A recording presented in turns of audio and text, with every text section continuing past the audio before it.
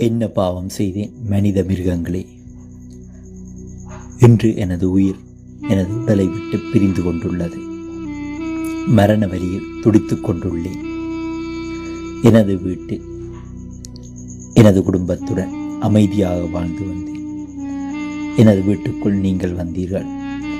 என்னை இடம்பெயரச் செய்தீர்கள். எங்களுடைய காடுகளை அழித்தீர்கள். ஆனால் நீங்கள் சுவாசிப்பதற்கு காடுகளை உருவாக்கினோம். இன்றும் உருவாக்கி கொண்டிருக்கின்றோம். 12 நாட்களாக இந்த குழியில் போராடி கொண்டிருக்கின்றேன். எனக்கு பிள்ளைகள் உண்டு. எனது பிள்ளையும் அப்பாவின் வருகைக்காக காத்திருக்கும். எனது மனைவியும் எனக்காக காத்திருப்பார். ஆனால் நான் திரும்பி போவதற்கு வழி இல்லை.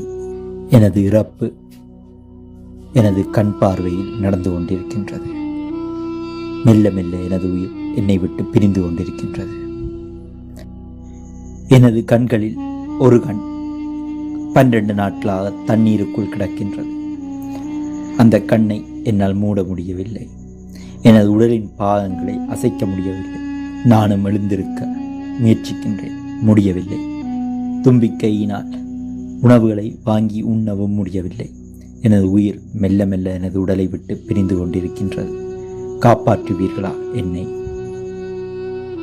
கடந்த 12 நாட்களாக திருகோணமலை மொரவெவ பிரதேச செயலக பிரிவுக்குட்பட்ட பன்குளம் பிள்ளையார் ஆலயத்துக்கு சற்று அருகாமையில் பிரதான வீதியில் இருந்து சுமார் 100 மீட்டர் தூரங்களுக்குள் ஒரு குழியில் விழுந்த நிலையில் யானை ஒன்று உயிருக்கு போராடி கொண்டிருக்கின்றது.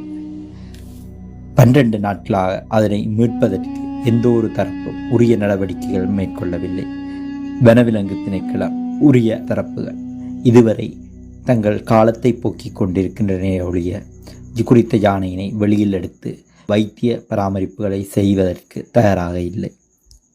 இந்த யானையினை வெளியில் எடுத்து பின்னவள போன்ற யானைகள் சரணாலயங்களுக்கு கொண்டு சென்று உயிரை காப்பாற்ற முடியும். ஏன் உரிய தரப்புகள் சரியான நடவடிக்கையை எடுக்காமல் காலத்தை கடத்தி கொண்டிருக்கின்றனர்? பாரிய கேள்விகளை எங்கள் முன்னால் எழுப்பியுள்ளது. இதற்குரிய தீர்வு இந்த யானையினை உடனடியாக காப்பாற்றுவதற்கான நடவடிக்கைகள் மேற்கொள்ளப்பட வேண்டும் என்பதே ஆகும். இதனை யார் செய்ய போகின்றனர்? இன்று அபிவிருத்தி அடைந்து வரும் ஒரு நாடான எமது நாட்டில் இன்னும் ஒரு யானையை சாக விட்டு பார்த்து கொண்டிருக்கத்தான் போகின்றோமா? அந்த கண்கள் எங்களை பார்த்து கொண்டிருக்க அந்த உயிர் மெல்ல மெல்ல உடலில் இருந்து பிரிவது பாரிய கொடுமை அல்லவா?